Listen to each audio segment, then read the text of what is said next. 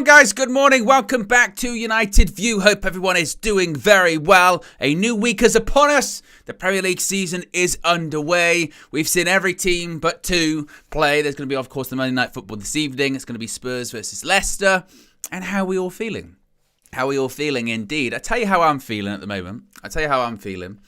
I watched Flex's video yesterday. Flex's View. Be sure to check it out. I saw Flex on TalkSport as well, waving the Manchester United flag, as he should, because not that this is really any new information, I suppose, but it is true, isn't it? It's not really new information, but oh my God, the green-eyed monster of jealousy, bitterness, KG does the hate along on his channel. Apparently, whenever anyone else watches Manchester United, it's a pure hate along, isn't it? Because the media, the pundits, gone a little bit quiet, haven't they? A little bit quiet over the weekend. I mean, still trying, unconvincing Manchester United, unconvincing 1-0 win over Fulham. Meanwhile, you go, maybe apart from Manchester City against Chelsea, did you see many convincing victories over the weekend? Did you see Liverpool dominate 90 minutes of football? I didn't. I saw them actually struggle in the first half against Ipswich, a newly promoted side.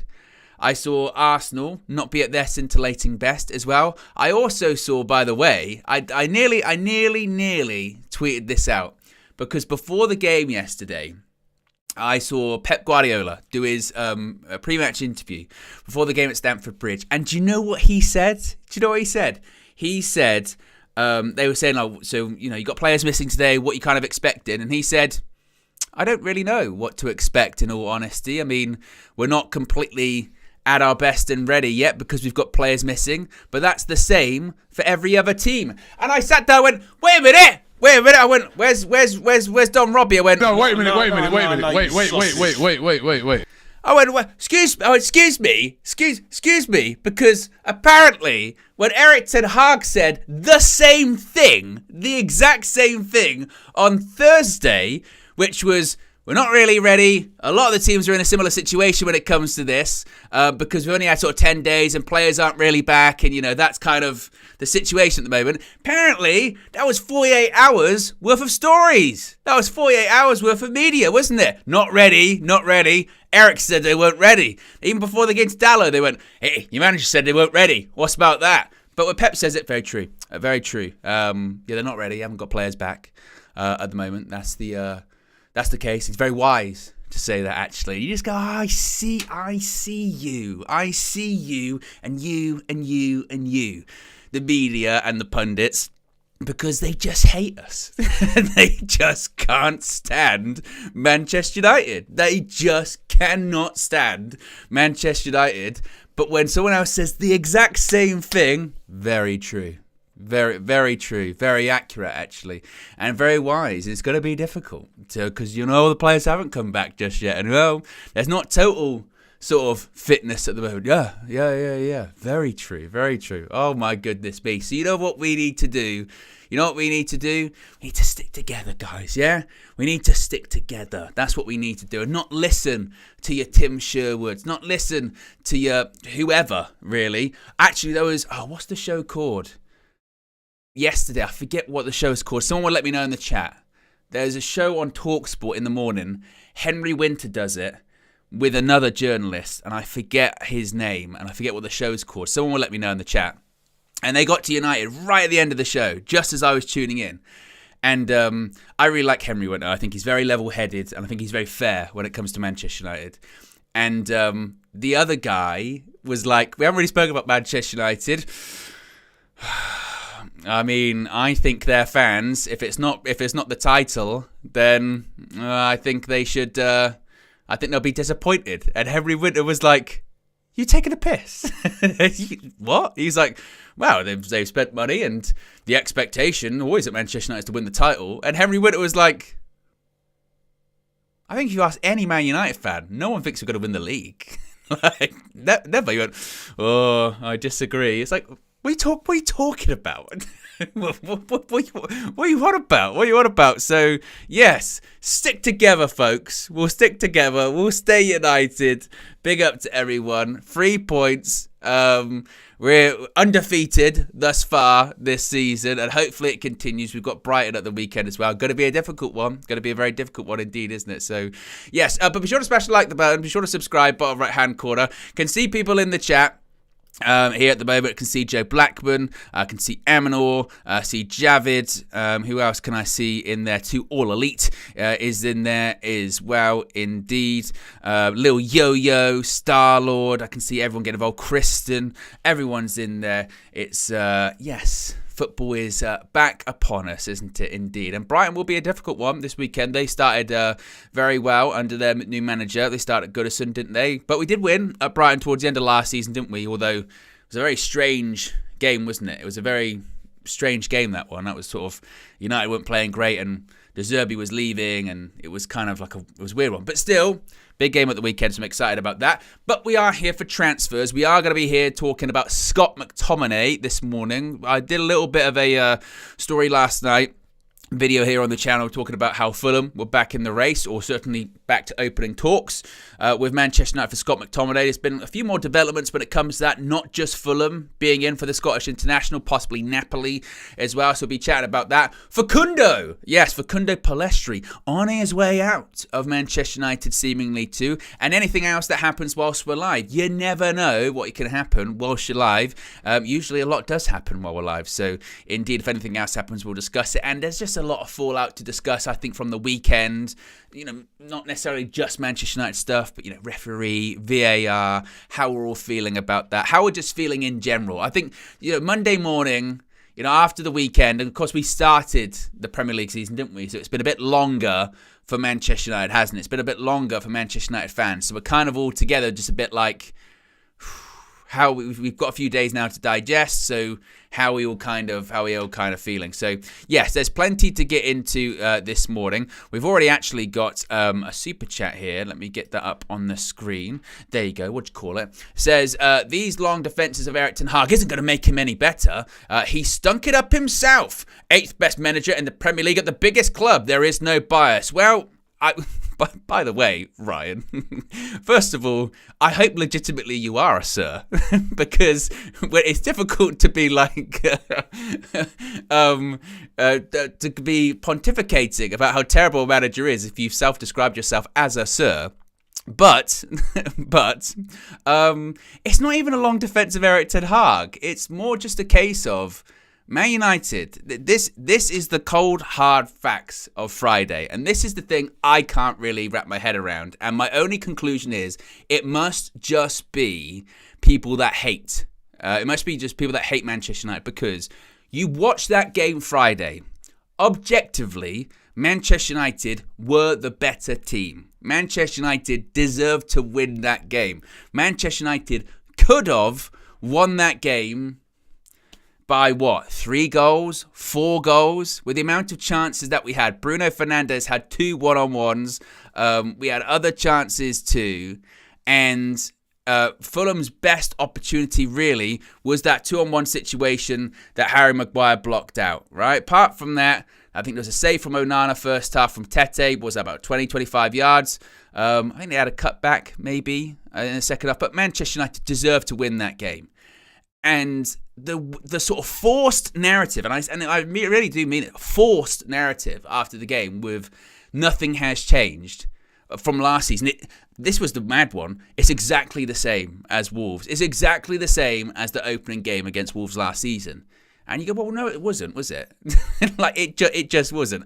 That Wolves game, beginning of last season, we deserved to lose that game. We were really lucky to win it. Wolves were the better team that day. How many shots and chances did they have? They should have had a penalty as well. Like, you came out of that game going, we got away with that. We didn't play well and we shouldn't have won. That's completely the opposite to the game on Friday where you go, Man United could have had that wrapped up in the first half. At least early into the second half as well, the chances that they had, they didn't take them.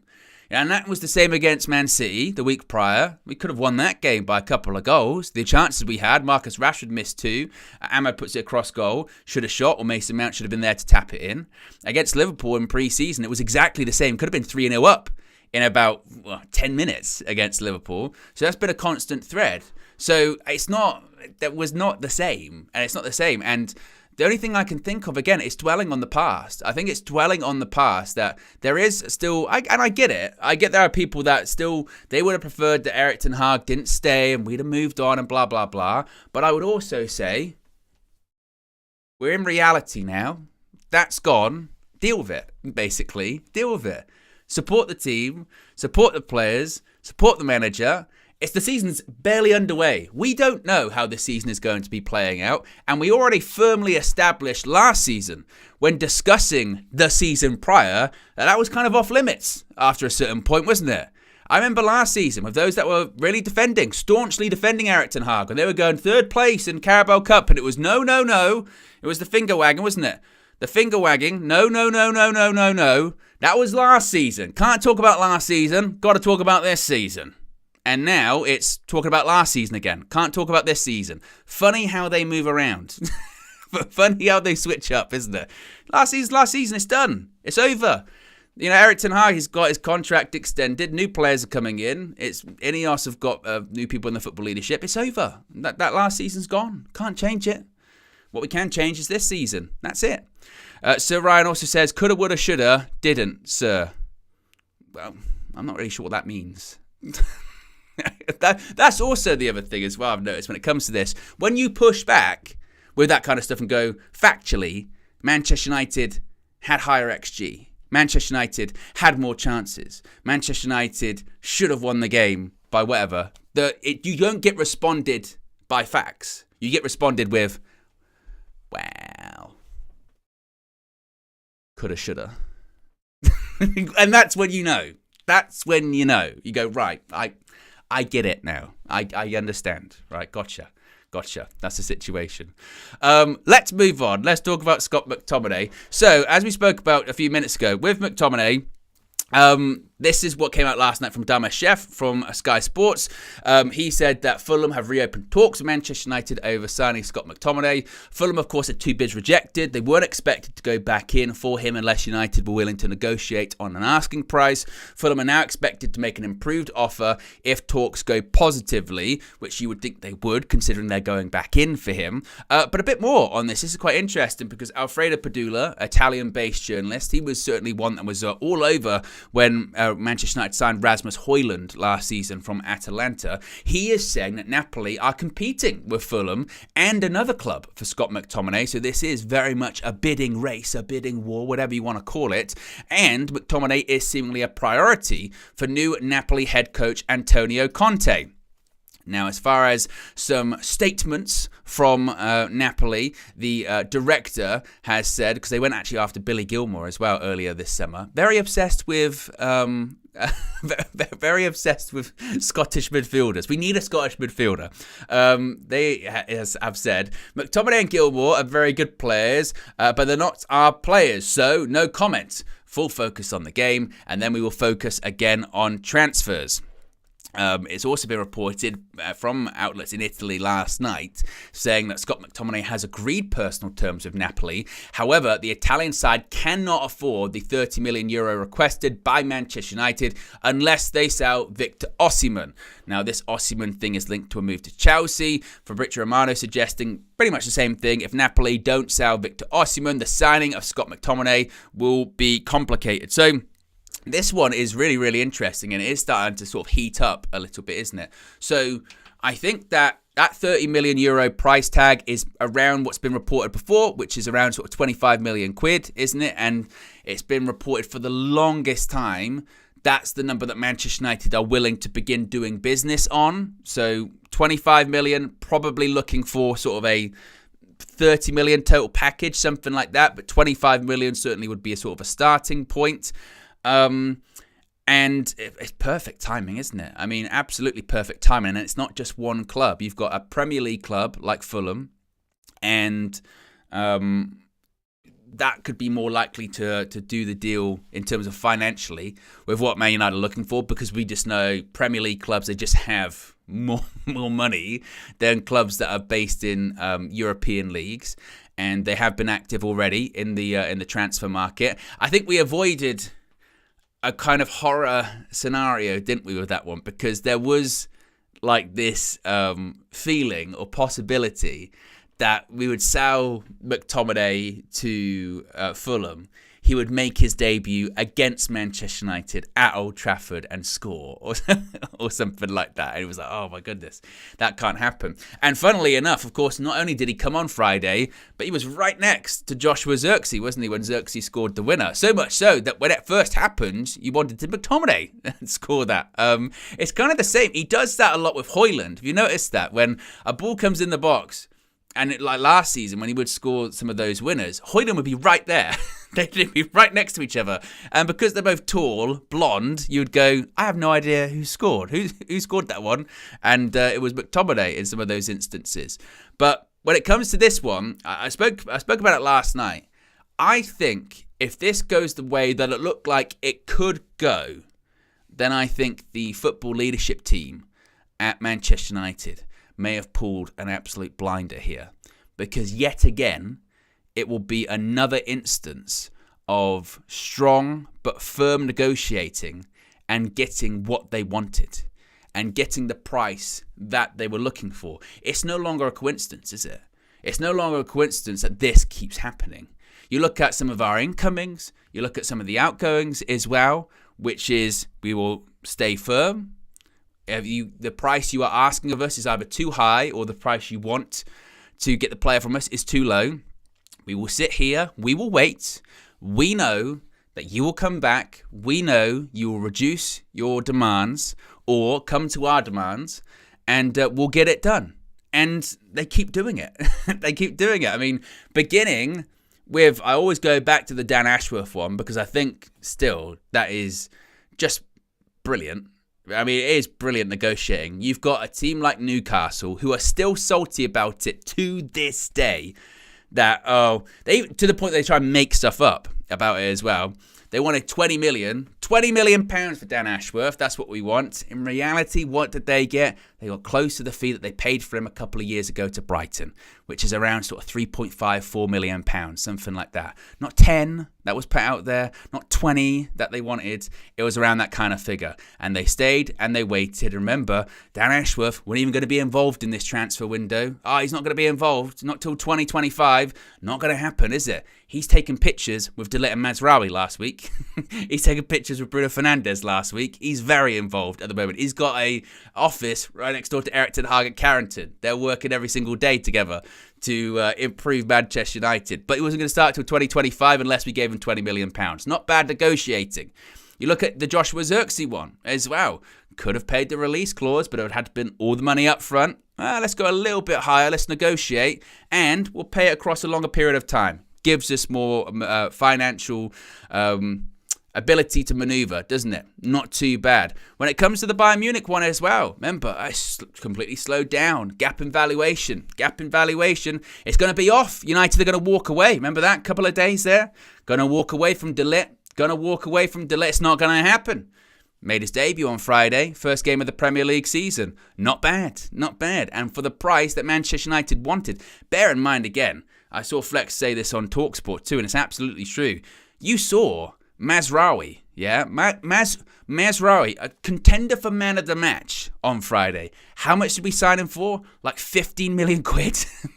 I mean, maybe total package of 20? Like, that is a steal. That is an absolute steal of a fee for someone of his quality. And that's not just like one game getting too carried away with it. You ask Bayern Munich fans. I saw Bayern Munich fans on social media. They're still livid that they've let those two players go for the fee that they've let them go for, and then they've seen them play, look totally comfortable. That is outrageous bit of business by Manchester United. And then now, with this McTominay aspect of it, they've said, no, £25 million, that's where we want to do business. Fulham walk away. The meltdown inevitably comes, which is, you just accept it. Just accept it. We need the money. We need the cash. No, we need it. And the point of view is no. Other things are happening in this transfer market. If we don't sell McTominay, we've got other options, but we think we will because, as we said here, once the season starts, stuff starts to happen. Players get left out of squads or they come on for a few minutes at the end and then they realize, they go, oh shit, like this is going to be me. This is going to be me for the majority of the season. I probably need to go. I probably need to find myself something else. I probably need to find myself a different club. And if it's not Fulham, it could be Napoli. The fact that there's multiple clubs that are interested only strengthens Manchester United's hand in this one. If they can get a bit of a bidding contest going, that would be fantastic as well. With the Napoli one, it might be a bit more complicated, but I think given what you saw yesterday with Chelsea, that looks like that Lukaku, Osimhen thing is going to be happening, doesn't it? They look like they really need a striker. Although I didn't think Chelsea were actually terrible yesterday, in fairness. I'm a big Chelsea critic with how they're run. I didn't think they were awful. I still don't get how they're run. I think their goalkeeper, Sanchez, is not good. Not good at all. And just, he will cost them points, but I don't think they were terrible. But it looks like they might try and get Osimhen. You see Todd, didn't you? But 5 minutes before the end, get up, leave. Probably picked up the phone.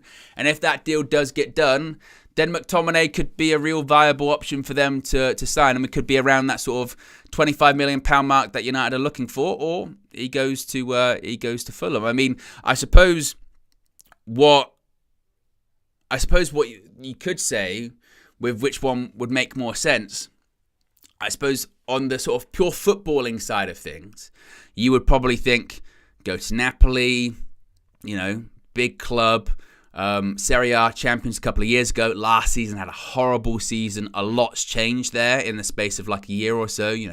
How many different managers have they had at this point? But you'd be working under Conte, particularly in Italy, where he goes, he tends to win titles. If he's saying you're an integral part of the project, you'd probably, you would think he would keep up with his word when it comes to that. It's not as if Manchester United players in the past haven't been sold to clubs where Conte has been at and haven't won titles, whether it is, Ashley Young, whether it is Darmian, and maybe McTominay could look at that. So from a footballing point of view, you might go, that might be a really good move for me.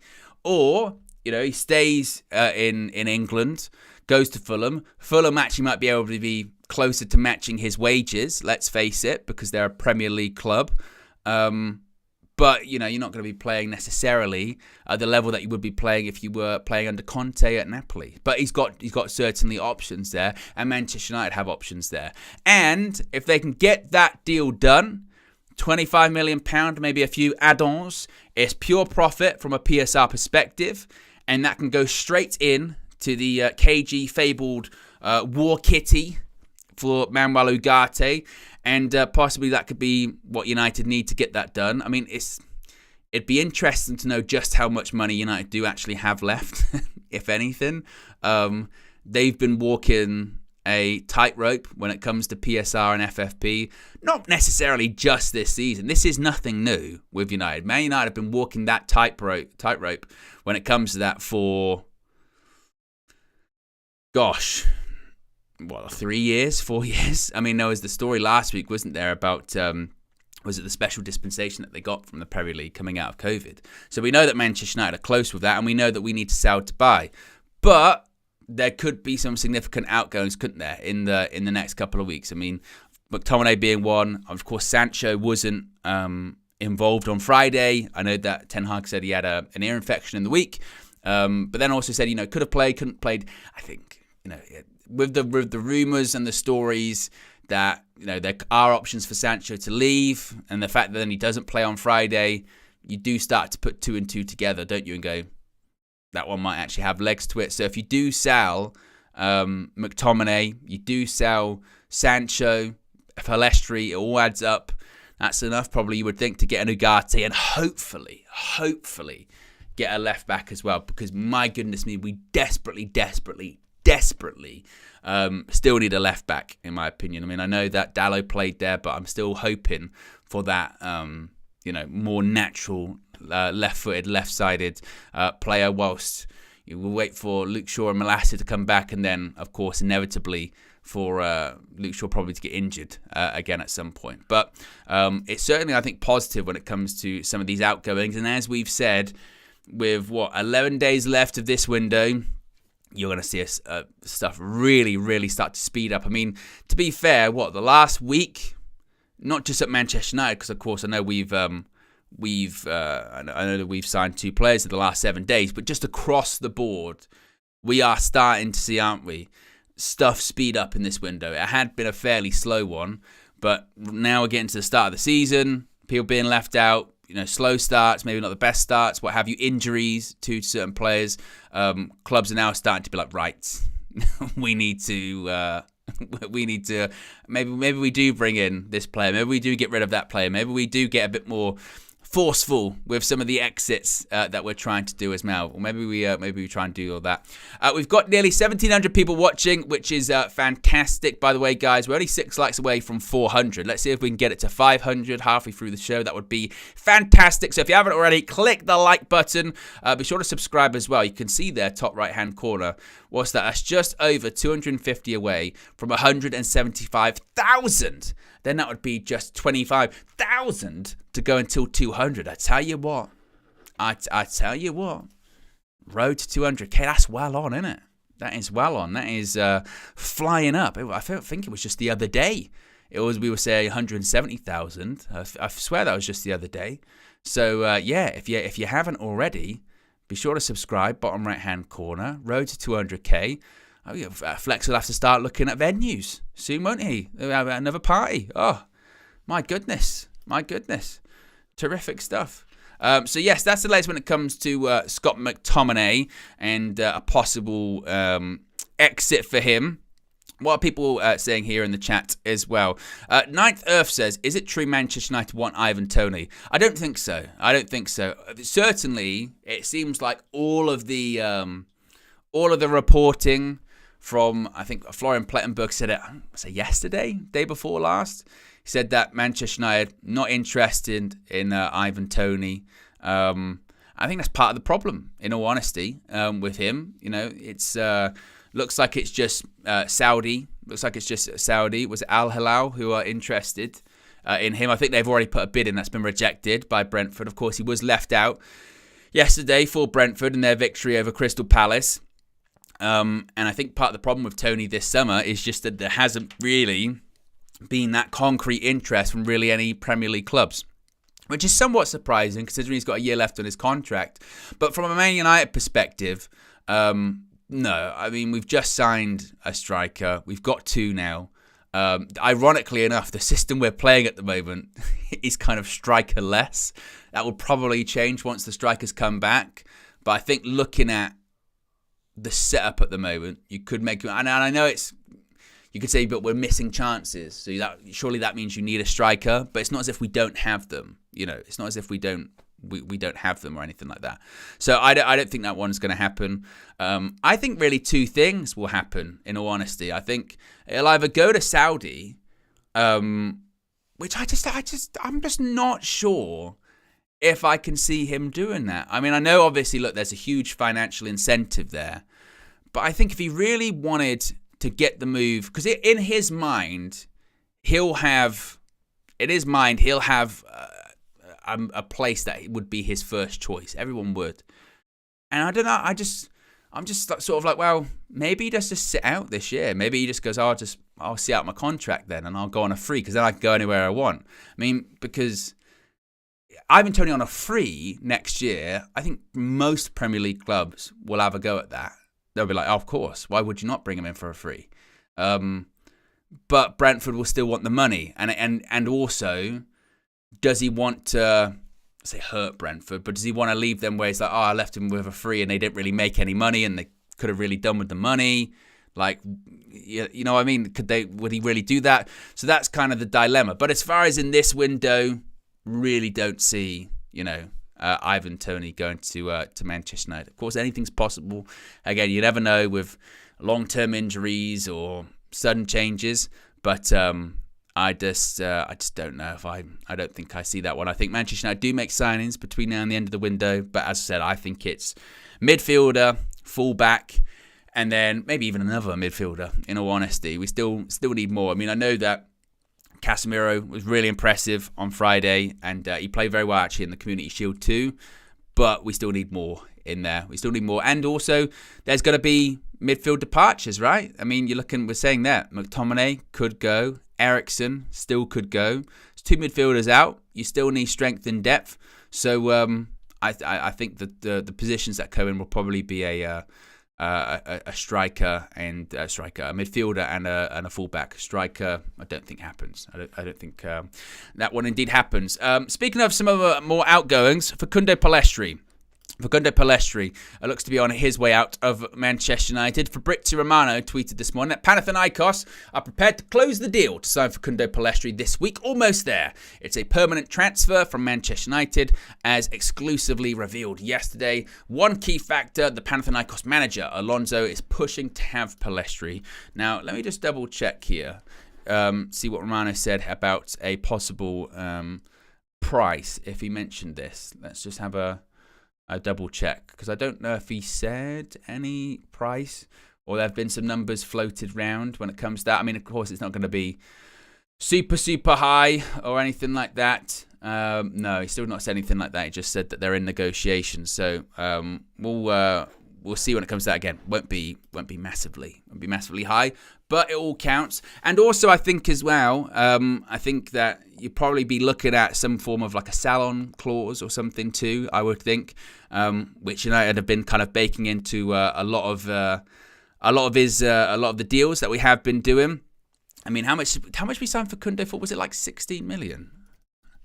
And it was during the infamous window of 2020, wasn't it, where we signed 2 players at the end of it, Amad and Facundo, and we were like, oh, who are these guys? If we haven't heard them, they must be great. That's what it was. Facundo Pellistri transfer fee. This is interesting.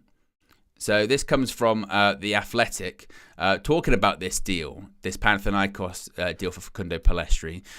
So it comes from Mario Cortegana. I always struggle with this guy's name. Mario Cortegana and Mark Critchley. They've said Panathinaikos are in talks with Manchester United over a deal for winger Facundo Pellistri. An agreement in principle is in place between Panathinaikos and Pellistri on a 4-year deal. The deal is not yet done, and several other clubs hold an interest in taking the 22-year-old on loan. Of course, he's been on loan to quite a few places now.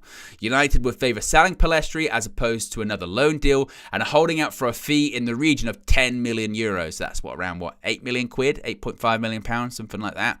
The Uruguay winger has 1 year remaining on his contract with the option of a further year, hence why United want to sell. I think if United could get 10 million euro for Facundo, I think that's fine. I think that's good money. And also, again, if that's one of the only permanent options on the table, then Manchester United really need to take that, I think. They might put back into that, maybe a buyback clause or a sell-on fee or something like that. But I think around 10 million euro, I think that's pretty good. I think that's pretty good for Facundo in terms of his what we've seen of his talent. I did.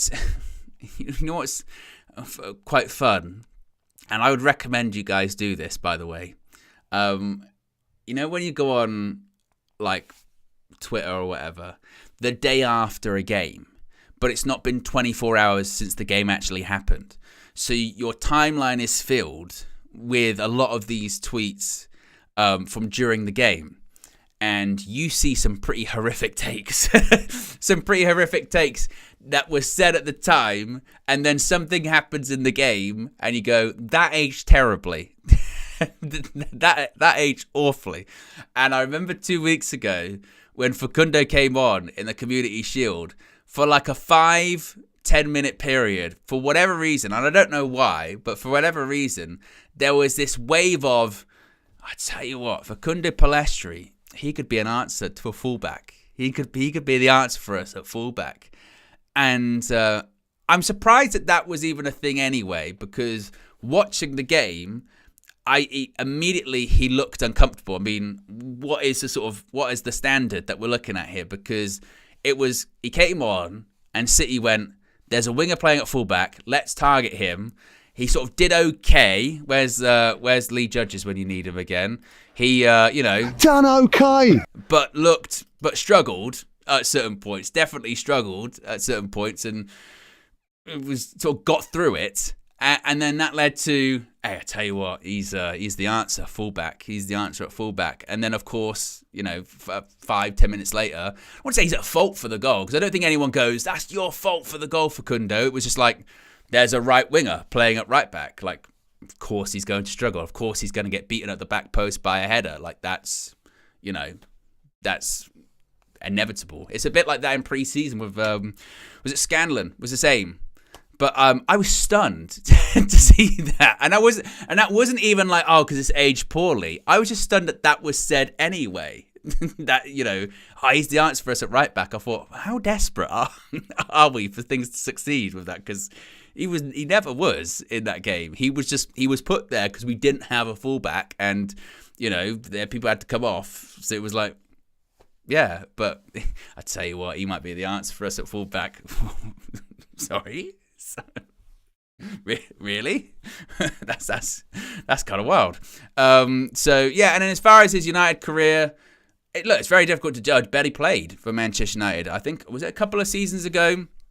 Last season there was a couple of game period where he came on and he looked lively, didn't he? And it was like, oh, maybe we're starting to see what he's capable of now. Of course, he started at Bayern.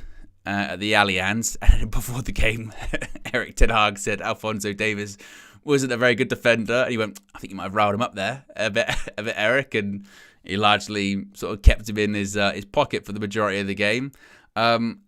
He's had some loan deals that hasn't really done all that much of substance. I think this is a good move for United. I mean, once again, it's a bit like the Wan-Bissaka situation, isn't it? When you go, right, he's got a year left in his contract, with the option to extend it for a further, what do you do? Are you an advocate for extending his deal? Why? Really? What do you think you're going to see that you haven't already? In terms of triggering the option, are you an advocate for giving him a new long-term contract? If you did that, I think the natural response to that again would be why. So if you've got options on the table and one of them is a permanent option, you take it.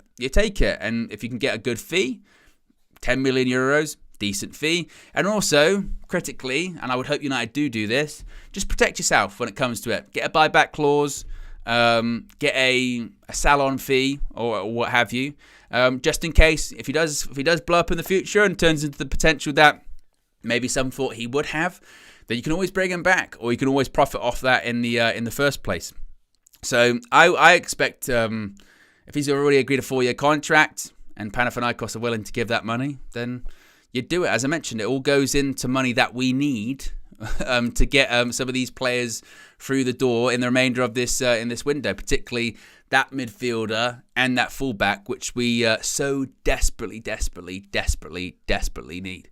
So Facundo could be on his way out to Panathinaikos, and could be one of several that is on his way out in the next few days. So indeed, we'll have to wait and see what happens with Facundo.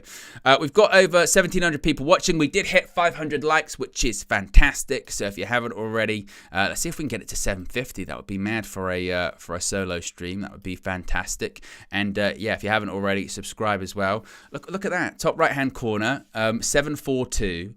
That's 8 subscribers away from a very round 174,750. That would mean exactly 250 to go into 175,000. Wouldn't that be nice? So yeah, let's see if we can get it up to that.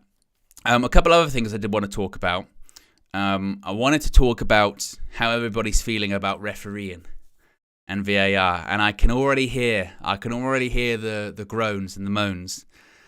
First weekend of Premier League football, of course, and a few controversies when it comes to decisions. Not so much for Manchester United, which is good. Not so much for United, which is good, because last season, very early on, wasn't it, last season, we had those decisions sort of go against us, whether it be the handball at Spurs, that is still wasn't given, which I still don't understand. Then we had obviously the offside thing, Arsenal with the lines and all that, and that was only in the first few games, wasn't it? Mad. But 1 week of Premier League football, already a few controversies. There's a couple that I want to talk about. One was the Eze free kick yesterday. That was madness. So much so that I don't know if you guys heard this. They spoke to Eze after the game. And he said, it's a nightmare. And actually, I should probably explain for those who didn't see it, because some might not only just watch United games. So that basically yesterday, with Palace versus Brentford, Palace had a free kick, and it's about 25 yards out. It's kind of on the angle on the right-hand side, and it looks like it's going to be whipped into the box. So the keeper's kind of side on. There's a big gap in his near post. And Eze brilliantly just whips it in, puts it off the post, goal. Honestly, it'd be early, I know first weekend, but early contender goal of the season. It's brilliant. And referee rules it out. And he rules it out for an infringement between two players, like on the edge of the box or just in the box. And he says it's a foul and it's the other way. It has zero to do with the goal or anything like that. And the reason they couldn't change it or overlook it is because the referee had already blown his whistle. And after the game, they asked Eze about it, and he said, referee told me he made a mistake. And I thought, that is so shit. I mean, I appreciate the fact that he says, I made a mistake, but doesn't do any favours, does it? And the problem is, guys, that was hardly an isolated incident over one weekend. I mean, there was Fabian Schär getting sent off for something that will happen. I mean, that Fabian Schär one does scare me, because that will happen to Manchester United this season. I guarantee you. Casemiro, if you're watching that, don't put your head anywhere near anyone. Ever. Just don't do it. Don't do it. Just don't do it, because he literally, this is Bertrand Diaz, this is Schär. like that. And they sent him off. And they've got VAR, and they sort of went, you know. And the point is, they've gone, wow, if you lean in, you give the ref an opportunity. And I thought to myself, I went, you see that in how many football games do you see that when two players come head to head like that? Come head to head. You see that all the time. And I understand, don't put yourself in the situation. But my God. My God. So I saw, some of the hotheads in our team, Casemiro or whoever, I just thought, don't even go near there. Don't even go near that one. There was that. There was the West Ham Aston Villa one. This one, I really kind of is concerning to me too, because in that one, Matty Cash does a tackle on Souček, and he clearly gets the ball. You don't really see it in the first angle, but when you watch the replay, gets a touch on the ball first, player a little bit afterwards. But he touches the ball, goes in a different direction. And the sort of suggestion is now, this is from what I understand, which I think is madness.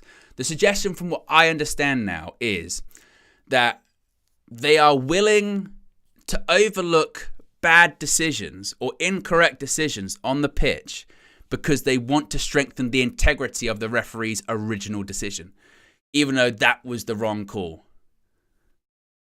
That, to me, is so alarming. So alarming that they'll go, well, we know probably that one actually wasn't a foul, but the ref gave it, so screw it. We'll give it. Like, what? And the idea that they're going, well, we don't want to constantly overturn the refs anymore, so we'll just go with what they've given, even though we know it's wrong. That is so alarming, because that will come and bite Manchester United this season.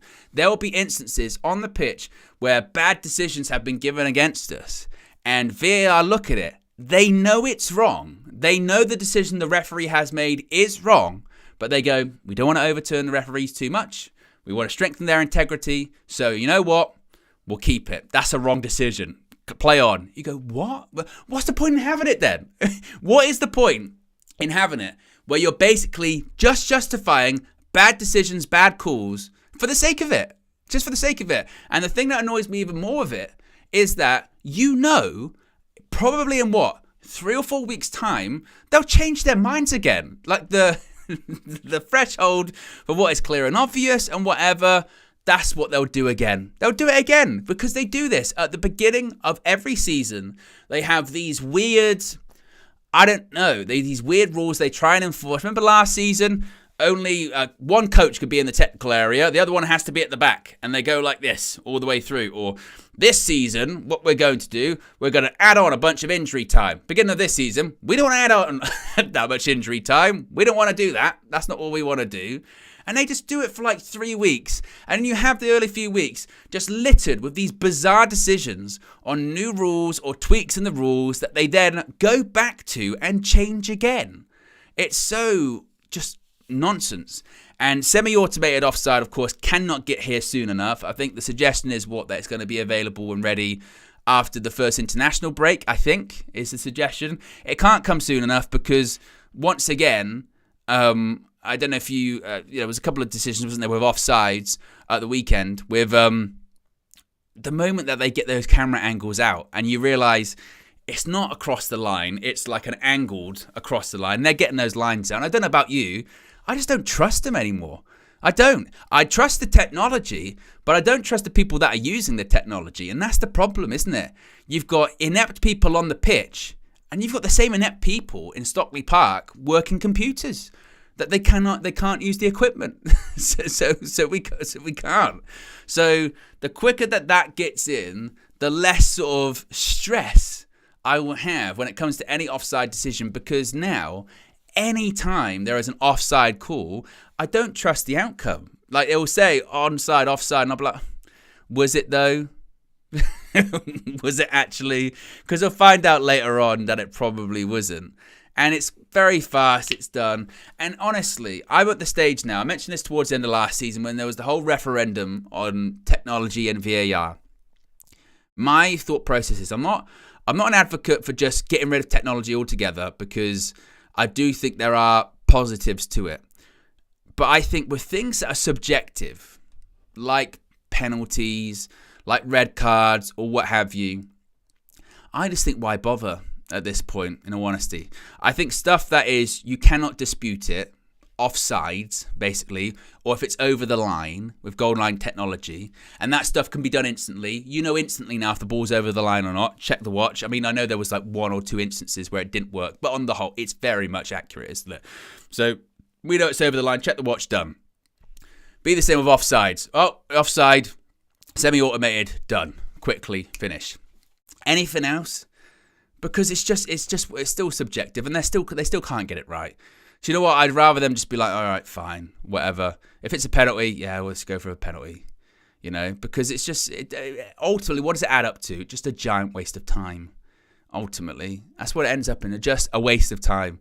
And for the love of football, really, you know, we were so, I don't know about you, so excited. Football's back. Watched pretty much all the games at the weekend. You know, because football's back on.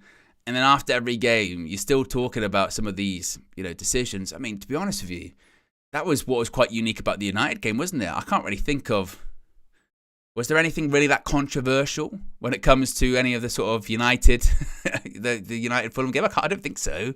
There was like a huge amount of controversy involved in that one, or, you know, offsides or what have you. It was largely pretty straightforward, wasn't it? So, yeah, when it comes to the rest of it, I don't know. I mean, we're going back to, we're playing Brighton at the weekend. Of course, the site of the famous penalty after the game. Remember that one? When full-time whistle blows, and then it was, wait a minute, there might be a penalty.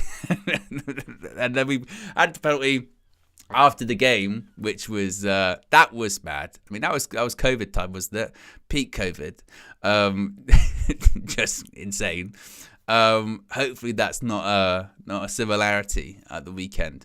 But as far as that game at the weekend too, actually, I tell you what, it's going to be a really, really tough one, isn't it? I don't know if you guys saw them play at Goodison Park at the weekend.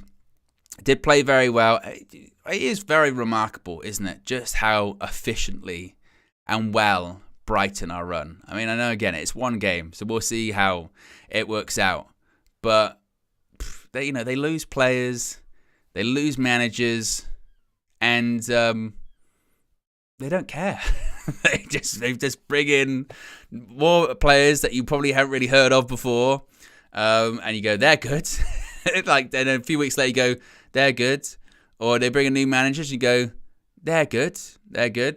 But as many people point out, they did play against 10 men. Former Manchester United captain Ashley Young got sent off. 39 years old now. He is, by the way, still playing in the Prem. And Everton, there's a lot going on at Everton. But still, Brighton at home. We had a bit of a similar situation with Spurs last season, didn't we? First home game of a new manager. Be the case at the Amex next weekend. First home game of their new manager, youngest manager in Premier League history. And we got to be on it. They play a very, very, very high line. Very high line. Which you would hope, given some of the players that we got, given some of the speed that we got, that should play in our favour. Be interesting to see if Eric still goes with the same formation, that 4-2-4, the 4-2-2, whatever you want to call it. 4-4-2. Be interested to see if he goes with that. He did use that at Brighton last year. Did well. I mean, that game, honestly, actually. I mean, it was proper end of season vibes, wasn't it? But that game last year at the Amex was awful. That Brighton game, I remember it.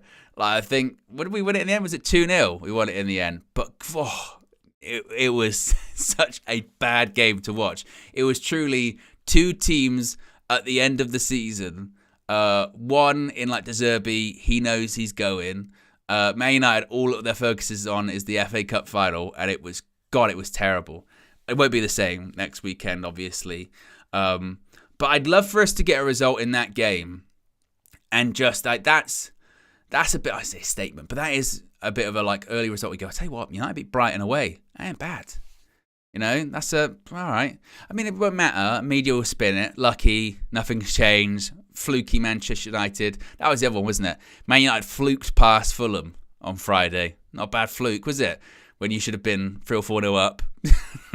I tell you what, you fluked it like 4 or 5 times in that game, and you missed an open goal at the end of the game with Garnacho. Big fluke, that one. A massive, really big fluke. So again, it won't matter if we win that game. Will be a fluke.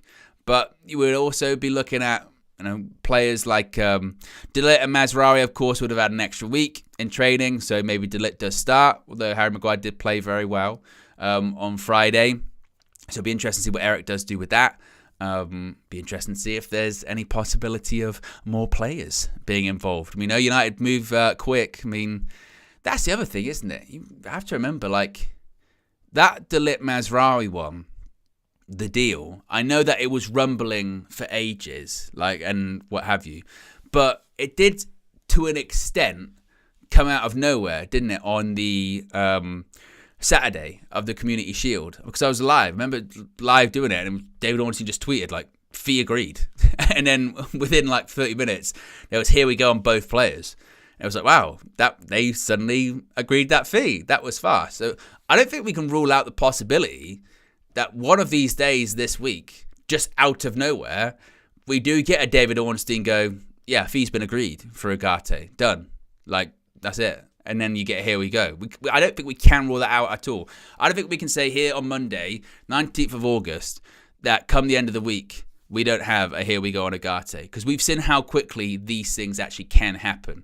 We've seen that sometimes it takes a long time to get to that point. But once you get the breakthrough, it can happen just like that. It can happen just as quickly as that too. So I'm not saying he's going to be involved at the weekend, but I'm saying we can't rule out the possibility that something major happens very, very, very fast, because that is what has happened with a few of these transfer deals now. So, but we'll build up to it throughout the week indeed. That's the latest Manchester United transfer news for you. Of course, if anything else does happen, we will chat about it. A reminder, we're going to be live 7 p.m. tonight, episode 2 of the Red Carpet. Lots of you guys really enjoyed that last week. A bit of a multiversal event, isn't it? Yes, you've got Flex, KG, myself, Saeed, Adam. We're all going to be there chatting all things Manchester United. So we'll be live at 7 p.m. for that. And of course, If we do get anything else that happens in between now and then, any more transfer news, any more breaking news, as it were, we will be live for that one too. I will be